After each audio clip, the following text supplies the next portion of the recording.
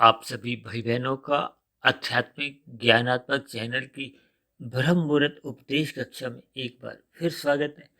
आज की चर्चा का विषय है मन के विचार। देखिए, मन शब्द पर अक्सर हमारी बहुत चर्चाएं होती रहती हैं और शास्त्रों में तो बार बार मन को लेकर बहुत ही बड़ी बड़ी बातें कहेगी। अक्सर कहा जाता है ना, मन ही बंधन का कारण है, मन ही मोक्ष का कारण है। यानी कि मन यदि संसार में बंध गया, प्रकृति के विषय भोगों में बंध गया, तो फिर ये बंधन का कारण है। अब मनुष्य भले ही देखिए पाप कर्म करे चाहे पुण्य कर्म करे, दोनों ही स्थितियों में बंधता है। अब पाप कर्म करने से देखिए वो नीचे की योनियों में दुख भोगता है, और पुण्य कर्म करके वो मनुष्य योनि में पाकर सुख भोगता है, या ऊपर की योनियों की विशेष सुख भोगने की इच्छा रहने पे ऊपर की योनियों में जाता है। लेकिन इन सभी स्थितियों में ही वो मनुष्य 84 लाख प्रकार की योनियों में ही भ्रमण करता रहता है। और अंतोगत्वा इस सभी स्थितियों में भगवान श्री कृष्ण ने इस जगत को एक दुखल्य नाम से संबोधित किया, क्योंकि इस जगत में देखिए कम अधिक दुख तो सभी को ही मिलते रहते हैं। और मैं तो अक्सर अपनी चर्चाओं में एक बात बार बार जोर देकर कहता हूँ कि आपके हमारे जीवन में देखिए दुख घंटों के हिसाब से आते हैं, दिनों के हिसाब से आते हैं, और जबकि दुख ये तो देखिए हफ्तों के हिसाब से आते हैं, महीनों के हिसाब से आते हैं, सालों के हिसाब से आते हैं। और किसी किसी मनुष्य के जीवन में तो प्रारब्धवश देखिए एक दुख ही दुख बने रहते हैं। भले ही देखिए मनुष्य योनि पाकर आपको हमें एक पुरुषार्थ करने का एक अवसर मिलता है, हम साधना करते हुए अपने मिले हुए जीवन को सार्थक कर सकते हैं। सार्थक क्या है? यदि हम मिले हुए जीवन को देखिए हम अंतिम जीवन बना देते हैं। अंतिम जीवन का अभिप्राय क्या है? कि जब हम स्थूल शरीर के रहते रहते अपना कारण शरीर समाप्त कर लेते हैं। क्योंकि 84 लाख प्रकार की योनियों के अलग अलग जो एक योनियां हैं, ये एक कार्य रूप में है। यानी स्थूल शरीर के पीछे का जो एक कारण है, वो एक कारण शरीर है। कारण शरीर में जैसी जैसी स्थितियां होती हैं, यानी कि कारण शरीर में आपका हमारा कर्माशय बना होता है, संस्कार बने होते हैं। देखिए, कर्माशय का शय तो नीचे की योनियों में भी होता है, ऊपर की योनियों में भी होता है, लेकिन संस्कारों की स्थिति में परिवर्तन केवल मनुष्य योनि में होता है। अब नीचे की योनियों में पाप कर्मों का क्षय होता है, पाप कर्मों का कर्माशय घटता है। जबकि मनुष्य योनि तो हमें तभी मिलती है जब संचित कर्मों में पाप और पुण्य कर्मों की कम से कम तुल्यता होती है, जब पुण्य कर्मों की अधिकता होती है। और यदि पाप कर्मों की अधिकता हो गई है, तो फिर नीचे की योनियों में उस अतिरिक्त पाप कर्मों का जब तक क्षय नहीं होता, हम दुख भोग नहीं लेते, तब तक हमें फिर नीचे की योनियों में अपना जीवन बिताना पड़ता है, दुख भोगने पड़ते हैं। ये जो 84 लाख प्रकार की योनियों में 80 लाख प्रकार की तो ये नीचे की योनियां हैं, तामसी योनियां हैं, दंड रूपी योनियां हैं। भले ही परमात्मा ने इन योनियों के जीवों को अचेत रखा है, ताकि उनको अपने मिले हुए दुखों का बहुत नहीं हो। जबकि मनुष्य को देखिए सचेत इसलिए रखा है ताकि हम अपने मिले हुए जीवन के प्रति सचेत हों, हम परमात्मा का ध्यान लगाएं, परमात्मा को पाने का एक लक्ष्य बनाएं, ताकि ये जो जन्म मरण का बंधन को हम समाप्त कर दें। इन स्थितियों को देखिए पाने के लिए मन ही एक बंधन है, मन ही मोक्ष का कारण इसलिए कहा जाता है, क्योंकि मन के भीतर जैसे जैसे विचार आते हैं, मन के भीतर यदि परमात्मा को पाने के विचार आपके प्रमुख स्तर पर बनते जाते हैं, तो फिर हम परमात्मा के मार्ग पर योग की ओर जाते हैं। योग का अभिप्राय क्या है? कि जब जब आपके हमारी आत्मा परमात्मा की ओर एक सजातीय स्थिति में पहुंचती है, क्योंकि आत्मा भी चेतन तत्व है, परमात्मा भी चेतन तत्व है। आत्मा को ज्ञान स्वरूप कहा जाता है, परमात्मा को आनंद स्वरूप कहा गया है। आत्मा और परमात्मा दोनों चेतन सत्ताएं होने के कारण ही इनका एक सजातीय संबंध है। जबकि आपका हमारा स्थूल शरीर माया का बना है, प्रकृति का बना हुआ है, और इसको तो देखिए तामसी कहा जाता है। विषय भोग जो आपके हैं वो भी तामसी हैं, उनका एक सजातीय संबंध है। शास्त्रों में तो इसको इंद्रिय दोष भी कहा गया, यानी कि आपका हमारा स्थूल शरीर सहज ही इन भोग विषयों की ओर आकर्षित होता है, झुक जाता है, रुचि बनी रहती है। इसके पीछे का कारण क्या है? क्या आपके बड़े स्थूल शरीर का निर्माण ही इन विषय भोगों के कारण ही हुआ है? उसके सूक्ष्म भूत, ये जो गंध, रस, रूप, स्पर्श और शब्द है, इनको विषय भोग भी कहा जाता है, सूक्ष्म भूत भी कहा जाता है। इन्हीं सूक्ष्म भूतों के कारण ही आपके मेरे शरीर का निर्माण होता है, जिसको हम अक्सर कहते हैं ना, ये पृथ्वी, जल, अग्नि, वायु, आकाश का बना। तो इनका आपस में एक सजातीय संबंध है। जबकि भगवान श्री कृष्ण ने इस स्थूल शरीर के जो भोग्य इंद्रियों को नियंत्रण में रखने के लिए योग की स्थिति समझाई है। ये मन जो एक लगाम के रूप में, क्योंकि मन जब भोगों में लगता है तो हम स्थूल शरीर के स्तर पर स्थूल शरीर की जो 5 कर्मेंद्रियां हैं, उन कर्मेंद्रियों को फिर हम एक पुरुषार्थ के रूप में विषय भोगों की प्राप्ति के लिए लगा देते हैं। और 5 आपकी हमारी जो एक ज्ञानेंद्रिय हैं, जो भोग विषयों का सुख भोगना चाहती है, उन ज्ञानेंद्रियों को हम विषय भोगों को भोगने में एक रस पूर्वक लगा देते हैं। तो इन ज्ञानेंद्रियों और कर्मेंद्रियों के ऊपर जो मन की स्थिति है, उसको महाइंद्रिय कहा जाता है। ये स्थूल शरीर की गोलकें अपने आप में स्वतंत्र नहीं है, जब तक मन की स्वीकृति नहीं मिलती। और मन की स्वीकृति मिलने का मतलब क्या है? कि जब आपका हमारे मन में विचार आता है कि हमने प्रकृति के भोगों को भोगना है, और यदि मन में विचार आ गया नहीं, प्रकृति के भोगों को हमने नहीं भोगना, ये अंतोगत्वा ये हमारे आपके दुख का कारण बनते हैं। क्योंकि राशि भोग अल्पकालिक सुख देते हैं, फिर धीरे धीरे ये भोगे गए अल्पकालिक सुख ही आपके हमारे जीवन में दुख का कारण बनते हैं। ये आपका हमारा देखिए बीता हुआ जीवन इस अनुभव की पुष्टि करता है, इस पे मोहर लगाता है।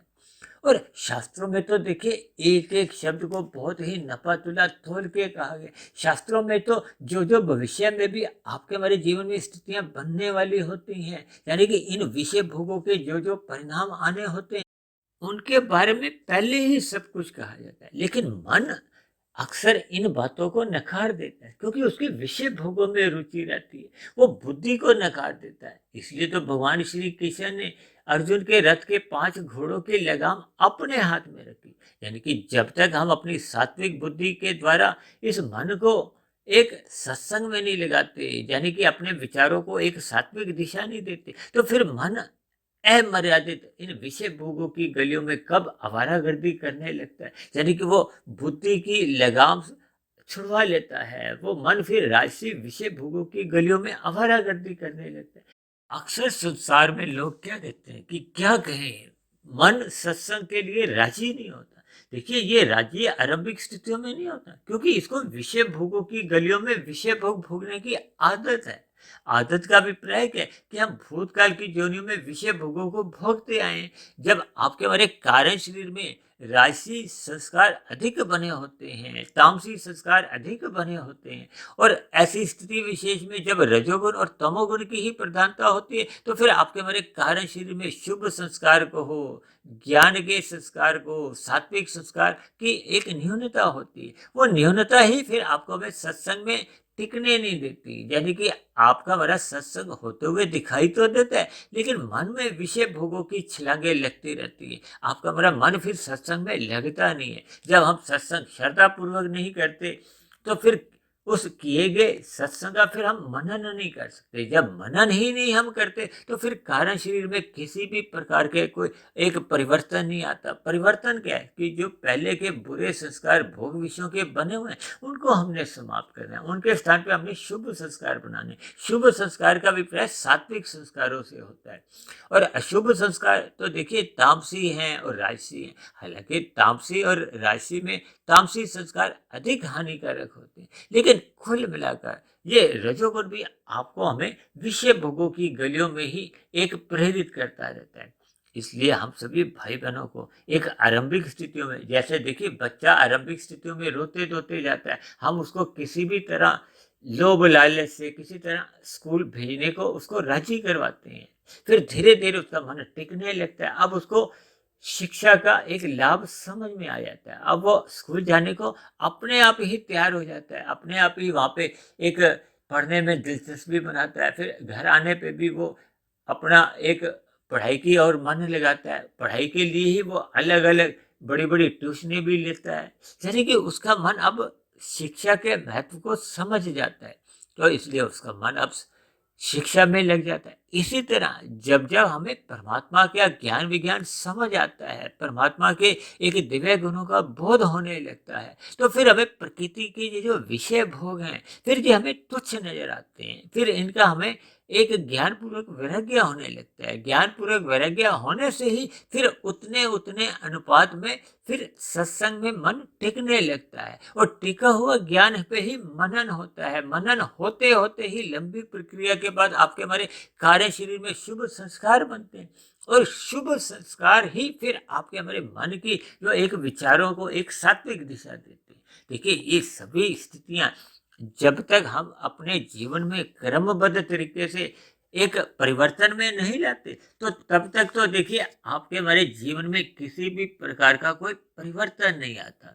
यानी कि हमारा मन जब तक शुभ संस्कारों को जन्म नहीं देता, और ये शुभ संस्कारों का जन्म कारण शरीर में बने हुए जो एक संस्कारों की स्थितियां होती हैं उस पर निर्भर करता है। और शुभ संस्कार बनते हैं सत्संग करने से।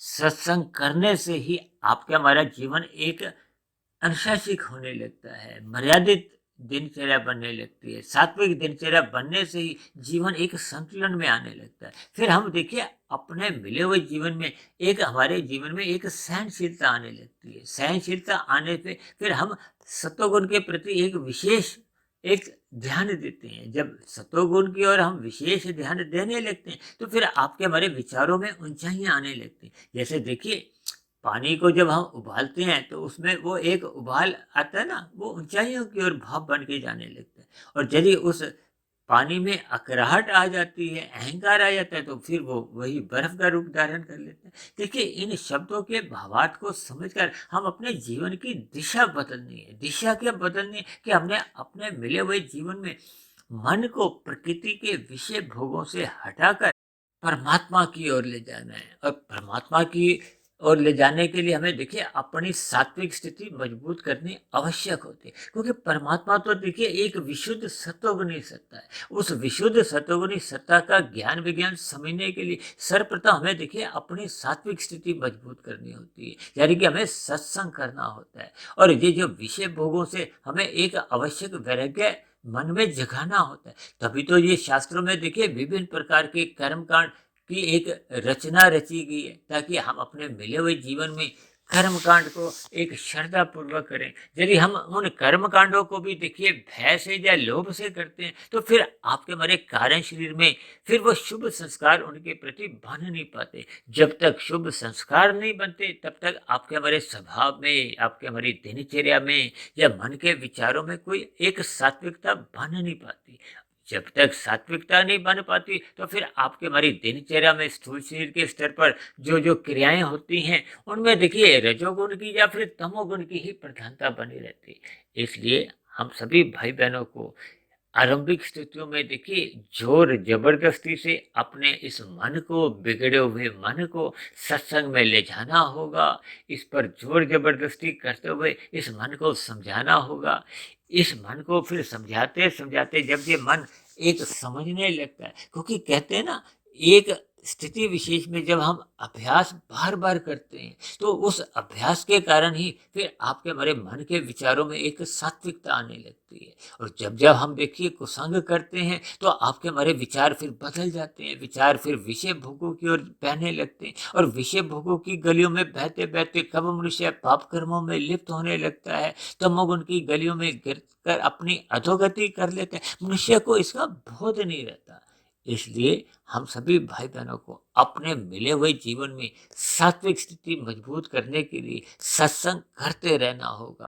देखिए, सत्संग पढ़ने से भी होता है और सुनने से भी होता है।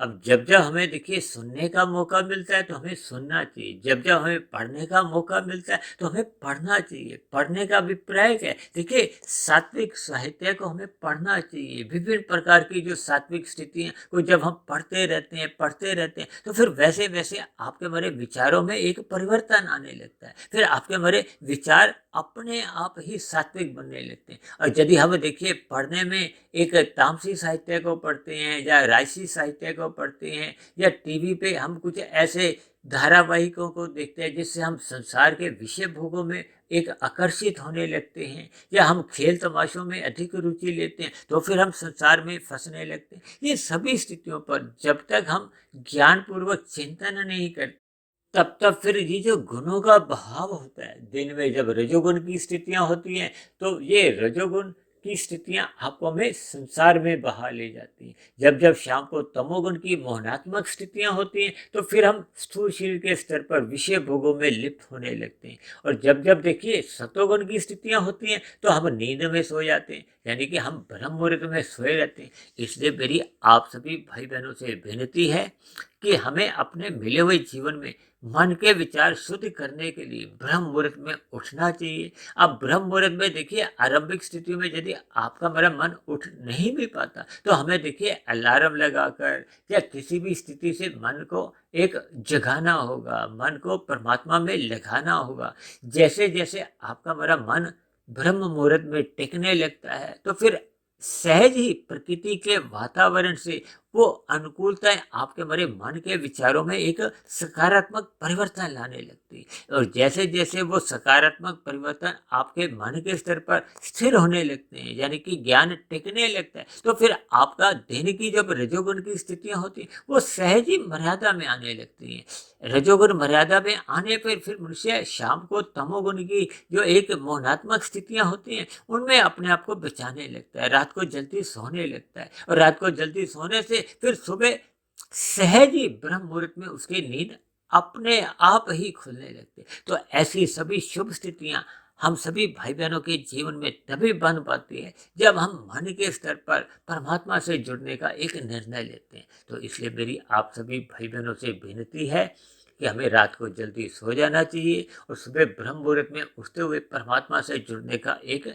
अभ्यास करना होगा, ताकि हमारे सात्विक शुभ संस्कार कार्यशील में बनते जाएं, ताकि उन बने हुए संस्कारों से फिर आपके मेरे मन में सदा ही शुभ विचार उमड़ते रहें, ताकि हम शुभ विचारों के अधीन ही अपनी दिनचर्या बताए। देखिए जब शुभ संस्कार बने होंगे, शुभ विचार होंगे, तो फिर हम सहज ही शुभ कार्यों में लगते हैं। अब शुभ कार्य यदि हम सकाम भाव से करते हैं तो उसमें भी आपके हमारी कोई हानि नहीं होती। और जब हम देखिए उन परोपकार के कार्यों को, पुण्य कर्मों को जब हम निष्काम भाव से करने लगते हैं तो फिर मनुष्य कर्म योग में, फिर कर्म योग से आगे चलते चलते ज्ञान योग में, और फिर ज्ञान योग में परिपक्व होते होते हम भक्ति योग में आ जाते हैं। यानी कि हमारा मिला हुआ जीवन आध्यात्मिक उन्नति की डगर पे एक तीव्र गति पकड़ लेता है। तो ऐसी सभी शुभ स्थितियां आप सभी भाई बहनों के जीवन में निरंतर बढ़ती जाएं और इस